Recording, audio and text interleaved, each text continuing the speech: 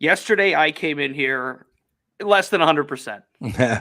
Today, my coworker, my co-host, my compadre, Chris, also comes in at less than 100%. Oh, there it is. Yeah. That is make no mistake, folks. That's not Mick Foley. That is not the third face of Mick Foley. That is Chris Halicke. I'm Corey Crisan. Those that are watching the live stream here at 3 p.m. on a Tuesday, November 14th on the Southside Beat just saw Chris hold up a crutch. Yeah. How's that foot feeling, man? It's pretty painful. So played hockey last night, and man, I'll tell you what, I block 5 to 7. I've been playing in that league for 10 years now. I block about 5 to 6 shots a night. Last night, took a slap shot off the inside of the foot. Yeah. Tried to go back out for one more shift. Couldn't stay out there for more than 10 seconds. Just could not put any weight on it. Still can't put any weight on it today. So we're going to see how it goes. But x-rays came back negative. No fractures, at least nothing on the x-ray. So if there is a fracture, it's a very, very, very small one. So it's just something I got to wait out. Do you consider yourself more Cactus Jack or Mankind? Darren asks. I'd say Dude Love. You can't be Dude Love in this. I can do the whole dance that he used to do with the hands on the knees and everything like that. Oh, that's so good. No, this is not Mick Foley. This is Chris Halicke. I'm Corey Crisan. On a Tomlin Tuesday, Chris, and Mike Tomlin, after a win, as per usual, in a pretty good mood today. Yeah. But nonetheless, some serious topics that had to be talked about. And we'll get into Kenny Pickett later, because I think Mike Tomlin might have listened to us yesterday and might have listened particularly to you about your comments about Kenny Pickett and the 6'3" elephant in the room, so to speak. And we'll get to that. It will be more positive today. I know a lot of the comments, we caught some feelings yesterday. I mean, it's going to happen because, listen, when you start criticizing the quarterback, even if it's not coming from because it's obviously not coming from a perspective of, oh, I hate the guy or anything like that. It's not. It's just I'm going off of what I'm seeing on film and it is what it is, man. Like the criticism is valid, and when the coach himself flat out says we expect more out of Kenny, now granted he wasn't openly critical of Kenny or anything like that, and he did say, underline the thing that they're ultimately judged, that him and the quarterback are ultimately judged by wins and losses. And that is a big thing. And he is 13-5 as a starter, but it's like the whole Terry Bradshaw versus Ben Roethlisberger thing, that whole generation thing of like, who was better? Well, Terry has 4 rings and Ben only has 2. Well, Terry played on the much better team and Ben didn't play on as good a teams. And it's just never ending debate that it will never end. But when you're talking about consistent play that will help elevate a team, when Tomlin says certainly when asked if the team needs more out of Kenny, that's all I can hang my hat on. Like literally, I can just hang my hat on that and be like, okay, there is valid reason to be a little concerned about Kenny and the fact that he's plateaued this season. That's all. Important thing to address, and we talked a lot about Kenny Pickett yesterday, so we're not going to do as much of that today, but we wanted to make it a point to say that if Mike Tomlin's saying it, and look, with the back half of the season now underway, how close this AFC North is, it's going to come down to one ball game. That's just how this AFC North is going to play out, and potentially the rest of the AFC playoff picture. It's going to come down to one game, as it usually does. And Lord forbid that one game where Kenny Pickett has the fourth quarter interception or the costly, pick six or the fumble or whatever it is. Kenny Pickett does have to play better. There's no questioning that. And Mike Tomlin pretty much acknowledged that today. Yeah. Okay. I'm not gonna go down this road because I had a couple people in the comments on my Chalk Talk piece from yesterday. If you haven't read it, where I really do break down those concerns and I actually pointed them out on film, explain them for you. It's on DKPittsburghSports.com right now, but I'm going to get the cart out in front of the horse here on this one because for some reason there's some sort of fascination here what Don brings up about like games with under 200 yards passing in first 21 starts. Kenny Pickett 12, Ben Roethlisberger 13. Listen, Kenny Pickett is nowhere near as good as Ben was as a rookie. The numbers just back it up, and then so does the film. And honestly, it's not fair to compare Kenny and Ben. It's just not. No. Kenny did not come into the NFL with the same expectation that Ben did. Ben had a better there was going to be more of a reckoning if Ben did not pan out in the NFL, because they drafted him to be franchise quarterback no matter what. Kenny Pickett, yeah, kind of, but didn't come in with the same college pedigree that Ben did. Okay. And Ben as a rookie is way better than Kenny is now. It's just facts. Point out whatever numbers you want to me. I don't care. I won't agree, and that's fine. Everybody can have their opinion. That's the beauty of this country, that everybody can have their opinion, even if you're wrong. That is true. Randy says, so many Steelers fans are tough. I remember the 70s fans demanding perfection. Are the Steelers fan base the most demanding fans of all 32 teams? I think Steeler fans are up there, and I don't think that's a bad thing. But also, like, Super Bowl or bust every year just isn't realistic. That's how the NFL goes nowadays. But that's how the Steelers operate. I understand that. Right. I understand that. And that's how the fan base operates as well. And I don't think there's anything wrong with that. But I think there's a blurred line between what's realistic and what is expected. What is realistic, and I said this as much entering this season, I didn't think it was a Super Bowl offense. I didn't think it was a Super Bowl caliber roster. But I saw signs that they were going to improve and be a playoff team, or at least contend to be in the postseason. All right, let's shift the focus to what we wanted to go to today to start the show. And that is kind of a look at the inside linebackers. Now, Kwon Alexander out, Cole Holcomb out. That leaves Landon Roberts and Mark Robinson as the Steelers' two main inside linebackers. And Mike Tomlin got out in front of it today. In his press conference before anybody had a chance to ask it. He went about 15 minutes of, just speaking. And of course, he recaps the Packers game, looks forward to the Browns game. And in between that, he usually takes time to literally say what's on his mind, what's on the forefront of Mike Tomlin's mind. Mm-hmm. And it's a real good look into at least what he perceives as the state of the Steelers. And it's no question that right now, the biggest storyline, at least in my opinion, that's on this Steelers team is that both its starting inside linebackers are gone for the year. Mm-hmm. So in comes Landon Roberts, in comes Mark Robinson. So what's behind him? And Mike Tomlin flat out said today that the Steelers are not going to go look elsewhere for help. They're not going to go to free agents. They're not going to go to other teams' practice squads. They're going to look at Tariq Carpenter and Michael Walker as the next two guys up.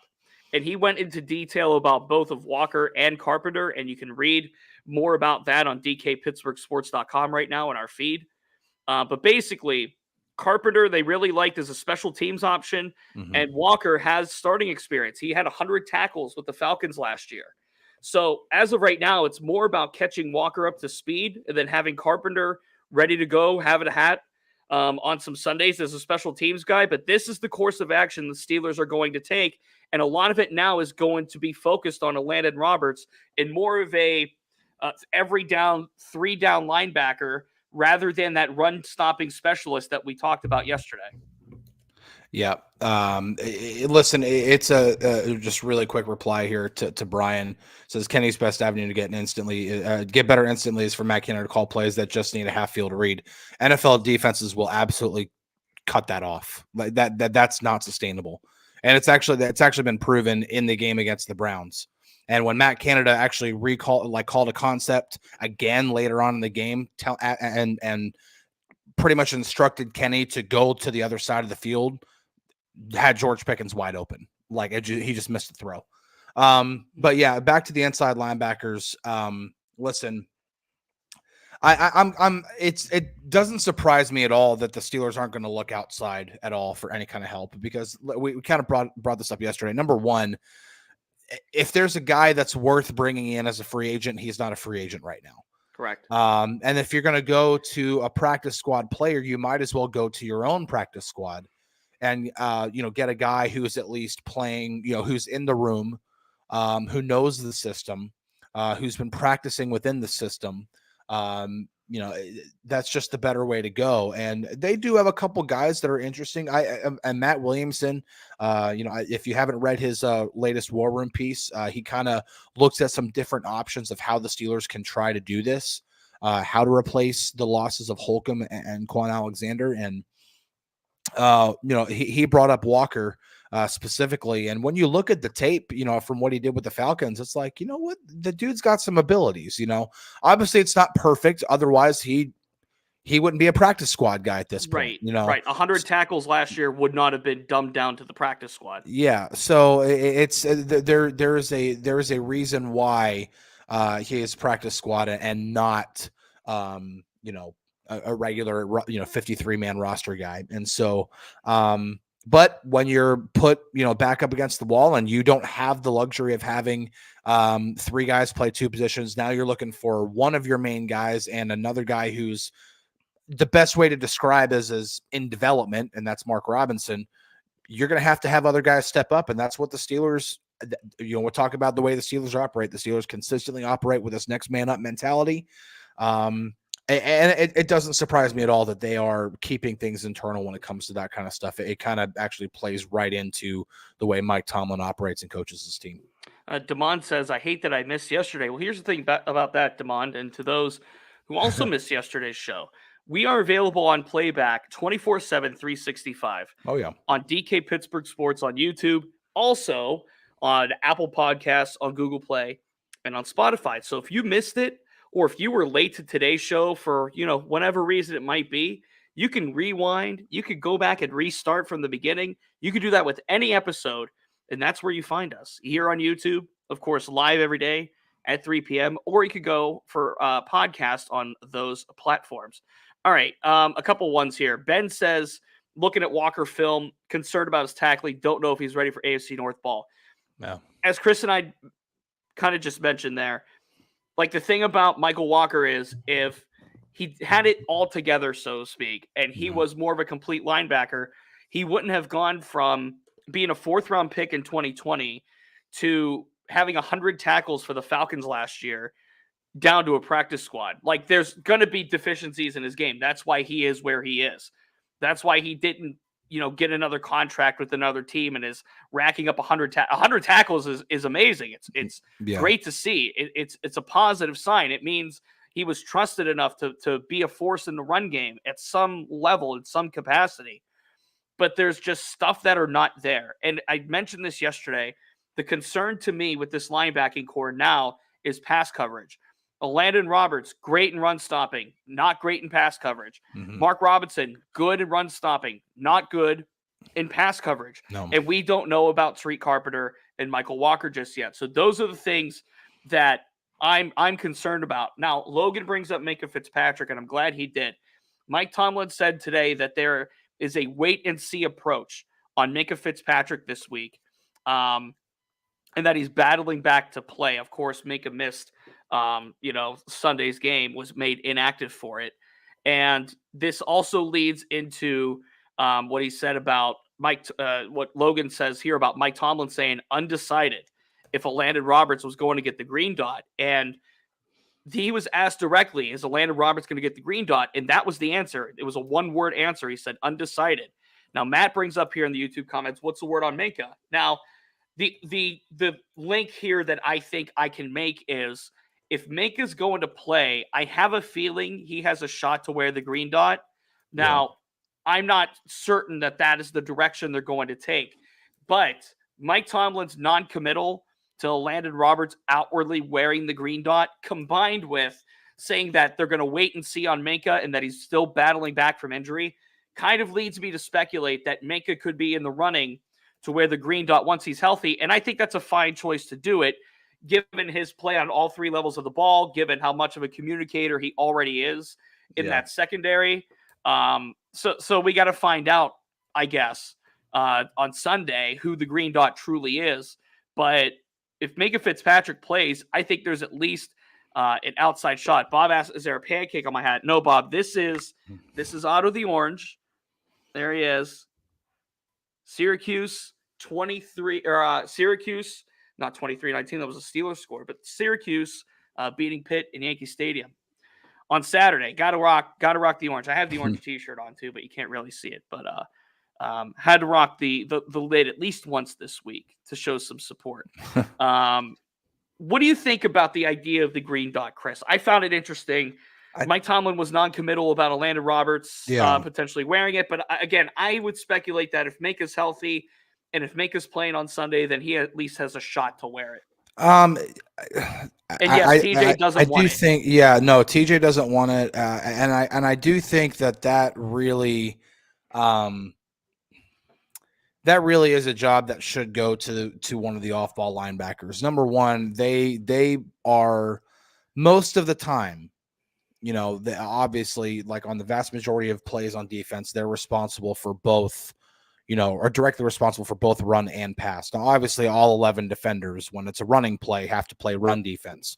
And then in pass coverage, obviously, some guys drop back in coverage, some guys are rushing the passer. It is. James B. asked, "What's the green dot for?" It is literally the communication device that so that when Terrell Austin calls the plays, he relays it to the rest of the defense. Yes. He's the on-field, the primary on-field communicator, especially for when plays are called. And so, and the green dot for every offense is the quarterback. Yeah. Well, yeah. So, and that's why it's typically an inside linebacker, because they're right there. They're close enough to the first level of the defense for communication. They're also close enough to the secondary to be able to communicate with them too. If you give it to a guy like Minka, Mike says, "Turn it off." That's funny. Ryan said blasphemy. I think that's for my hat. but sorry, Ryan. I have several reasons to wear this ball cap today. No, but pretty much because somebody kind of asked it directly, or somebody brought it up. And Kane said, like, did Minka make that last play adjustment to win the game? Obviously, like, you could see Minka on the broadcast, like very sternly, disagreeing with something that Terrell Austin was calling. And so, obviously, I don't know. I wasn't there to talk to Minka or anything like that, so I'm not going to pretend to know. But listen, and Minka is smart enough and knows the defense well enough where if he had the green dot, he'd be able to communicate. The question there is, does he play up closer to the line of scrimmage from here on out? And this upcoming week against the Browns, they are going to have to probably be a little bit bigger, on defense, yes. So because I remember, like, Mike Tomlin got a question today pretty much asking about, like, hey, how do you help make up for this loss? Can you also go some more sub package football? And Mike Tomlin pretty much, at least, pretty much saying that that's going to depend on the opponent. And when you're playing the Browns, going small is not necessarily the best idea because of how well they run the football. And how good that offensive line is. Yeah. So so if Minka wears the green dot this week, it won't shock me so much, just because he may end up playing closer to the line of scrimmage if he plays. First off, he's got to come back from an injury. But Pittsburgh Toddy 86 does say it is typically an inside linebacker. So I would think that even though he is non-committal to it, I would guess that Landon Roberts ends up getting it. He's been a captain on a team before. He's known to be a solid communicator. Mike Tomlin loves guys who are solid communicators. That's why Robert Spillane played so much, because he was a really great communicator. It won't shock me if Landon Roberts is the one who ends up getting it, but we'll have to see how the week plays out. Kane says, "What's it going to take for anybody but Levi Wallace to touch the field?" Get rid of Levi Wallace. I mean, Levi Wallace would have to leave or be significantly hurt or be made inactive to not touch the field. I understand it's kind of a rhetorical question, but I think Levi Wallace is not the guy we should be talking about right now. And Joey Porter Jr. did play well, or has played well, excuse me. And on the depth chart, Joey Porter Jr. is completely in front of Levi Wallace now. It is not a Joey Porter Jr. or Levi Wallace with Joey Porter Jr. ahead of him. It is just Joey Porter Jr. ahead of Levi Wallace now.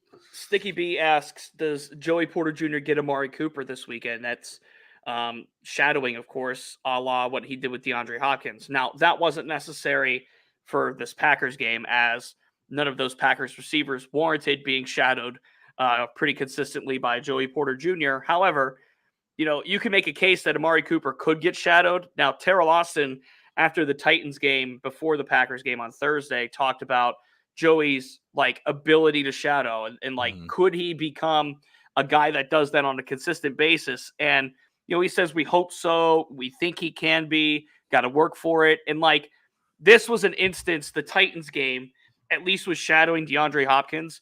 This was more about the game plan, where the Steelers found that the Titans like to run away from DeAndre Hopkins. Mm-hmm. So if Derrick Henry touches the ball, he is more than likely going away from the side that DeAndre Hopkins is on. And therefore, it doesn't put Joey in a position to where he has to go up and make a tackle on Derrick Henry, because it's no secret he struggled with tackling.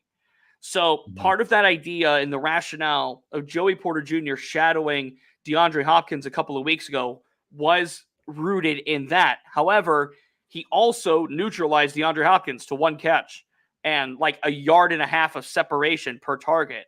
Yeah. So Joey Porter Jr. passed the test on shadowing him, but I think it's important to keep in mind why he was given the green light to shadow DeAndre Hopkins in that moment, because it's easy to say, he went from the bench to now a shutdown, lockdown, shadow cornerback instantly. Part of that's true. But I think another big part of that is because the game plan. Now, do the Browns do similar stuff with Jerome Ford? Mm-hmm. Do they take Amari Cooper and run towards him or away from him? I think Amari Cooper grades pretty well as a blocker. I'd have to go look.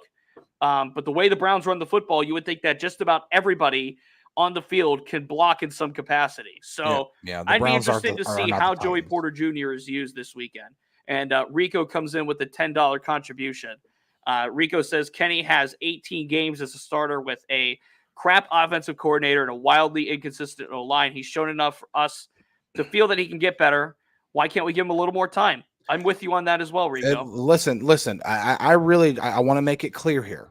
Just so, and I'll repeat it over and over again if I have to, and that's fine. Just so that everybody understands that whenever I'm being critical of Kenny, it is not me just waving the white flag saying, "Oh, Kenny's first round bust. You can move on." Not saying that at all. All right, I'm with the whole Ben Roethlisberger rule of give him 3 years. Right, Josh Allen not great at all. Ooh. First 2 years, bad first 2 years. Not having a good year this year either. By the way. No, but here's an example. Bad first, or I wouldn't say bad, but not great first 2 years, and a huge leap forward in year 3, and was runner-up MVP, right? So it absolutely can happen. So no, do not give up on Kenny. I even in my Chalk Talk piece on DKPittsburghSports.com, it is titled, "Don't throw in the towel yet." It's don't give up on Kenny yet. But there is reason to be concerned. There is. I agree. And we again, Matt Canada is the easy scapegoat there, and I pointed that out too. I'm not going to pretty much read you my entire piece right now. I urge you to go read it yourself. I think this is what you're looking for here, Chris. But that's one thing. Yes, absolutely. There are certain concerns there when it comes to Kenny. But when it comes to the whole Matt Canada bailout thing of being like, oh, well, the offense is predictable. Oh, his play calling is predictable. They telegraph their plays. They run old concepts. All of that is true, but then there are things that Kenny is doing that compounds those issues.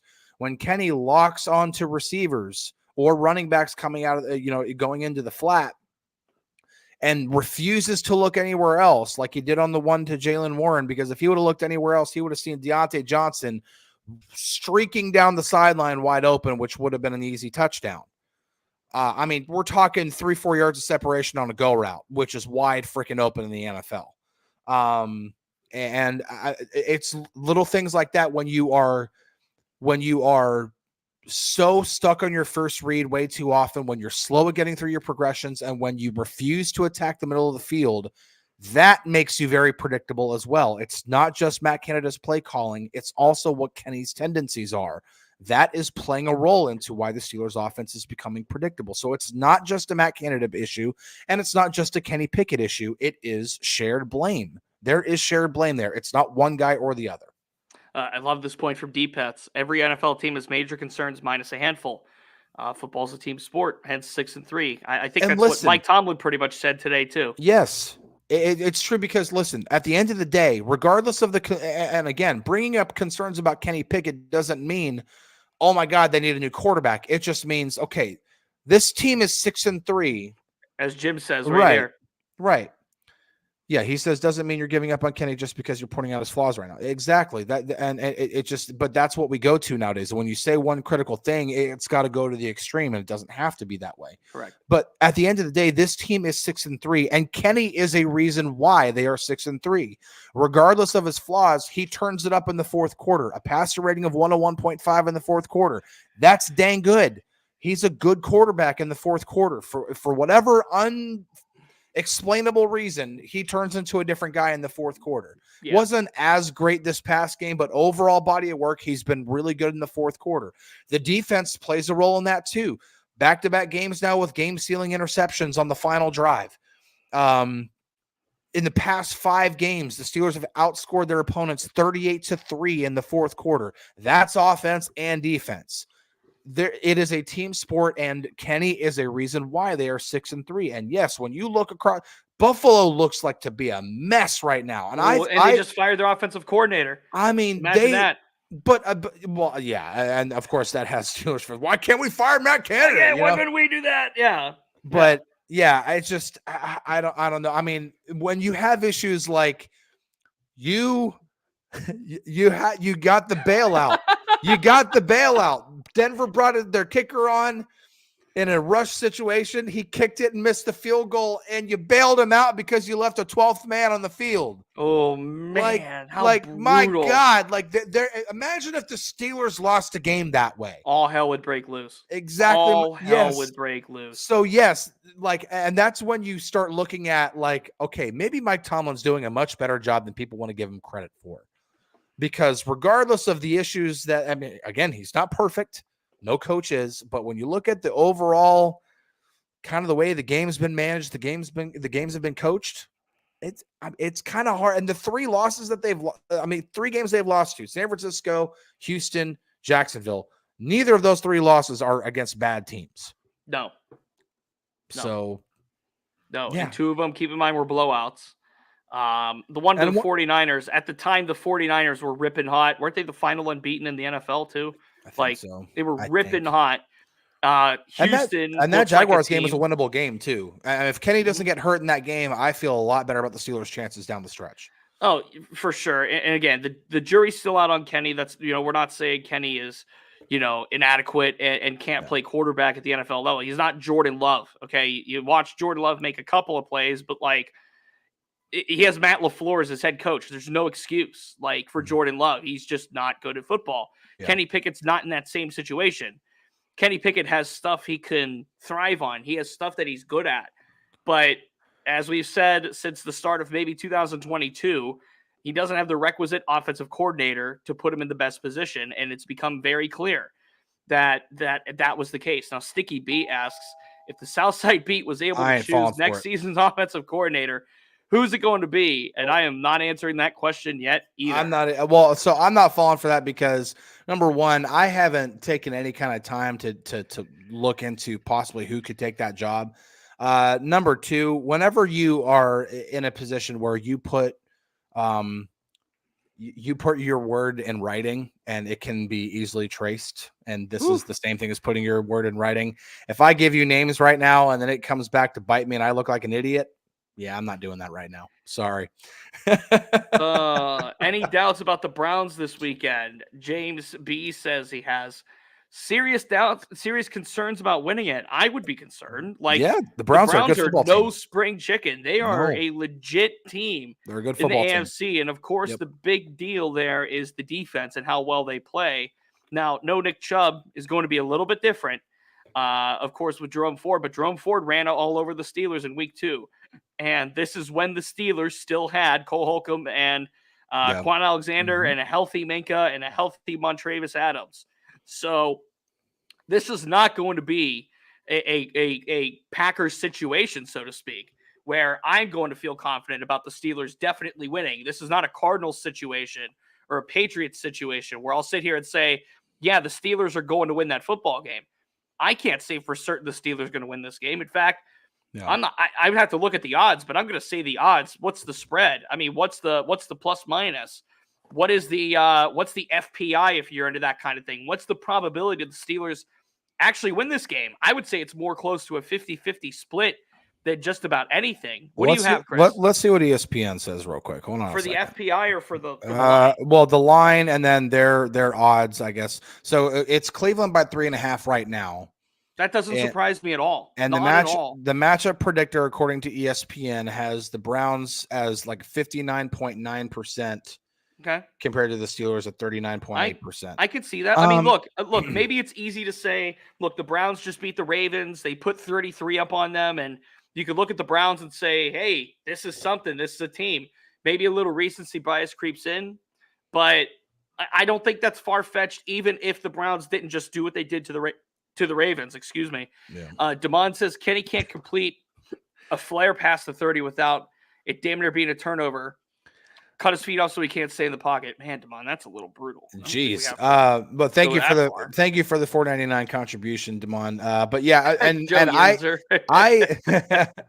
hey, listen. Pro Football Focus, at least the greatest defensive player in history is Myles Garrett. Mike Tomlin was very, very. I mean, he gave a lot of praise to Myles Garrett. He gave him the Mister. He gave him the Mister. When Mike Tomlin says Mister, I think he gives it to Nick Chubb. Why does anybody want to see my shirt with my shirt off? I'm good on that. It's Rowlett Hockey League champion. It's the same league I played in that I've won the cup twice. I'm not taking their shirt off. I'm not taking this off either. No, but I wore the Syracuse shirt and the Syracuse hat. I made sure that whenever I did the Chalk Talk piece, that I was not going. I intentionally left out that terrible pass on the swing pass to Jalen Warren, because that's just low hanging fruit. I mean, I'm trying to show the actual consistent issues. Right. That was a bad one. And yeah, if the NFL referees had any eyes, and that was I have yet to even see a Steelers fan defend that. I mean, it was absolutely a lateral. Yeah. I don't know. I'm seeing the replay. Yeah. Hard to disagree with that. All right, we are on to Wednesday, a Kenny Wednesday, if you will. We will expect to hear from Kenny Pickett tomorrow. Maybe we'll ask him about the lateral, or about not throwing to the middle of the field, or anything else that might pertain to Mike Tomlin saying that Kenny Pickett needs to play better, because I think it's very evident. But for right now, Chris and I are out of here. DK and Ramon coming up, I think, for the Ramon Foster Show in about 30 minutes. I know DK is in Columbus. Mm-hmm. Right now, Columbus, Ohio, doing Penguins hockey. So I do believe that DK and Ramon are still on. But nonetheless, Chris and I will be back tomorrow, as we are at 3 o'clock. It is going to be a low-quality Corey day, if anything. So we're going to see how tomorrow goes. Yeah. Chris will be here for sure. So I'll say that much. Could be leading off by myself. It could be. I think that's kind of becoming the norm now on Wednesdays and Thursdays. Is I'll lead it off, and then when Corey is done working on the south side, then he obviously joins whenever he can. From the car or from the indoor, or from whatever works, man. Yeah, I thought very much about doing today's show from my recliner instead of coming back to the table. But, get that foot elevated. Get that foot elevated. We need you back on the ice or on the field or whatever it is that you're playing on. I will not be. We'll see. I highly doubt I'm playing next week based off the way it's feeling. I can barely walk right now as opposed to skate. Oh, go get that foot up. Go have a cold pop.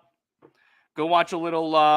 Today's Tuesday. No Tuesday night football. Oh, Maction tonight. Oh, Tuesday night Maction, baby. I'm watching Penguins hockey tonight, man. That's true, but not when the battle of I-75 is going on. Toledo and Bowling Green up in BG, Ohio. I'm gonna go nuts, Corey. Go nuts. I love my Maction. I've been a part of Maction. I've covered the Tuesday night madness. I've covered the Maction. It is stuck with me forever. I can't ever lose that from me.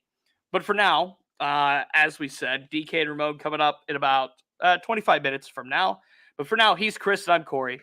This has been the Southside Beat on a Tuesday. We're on to Wednesday. Cheers, everybody. Have a good one.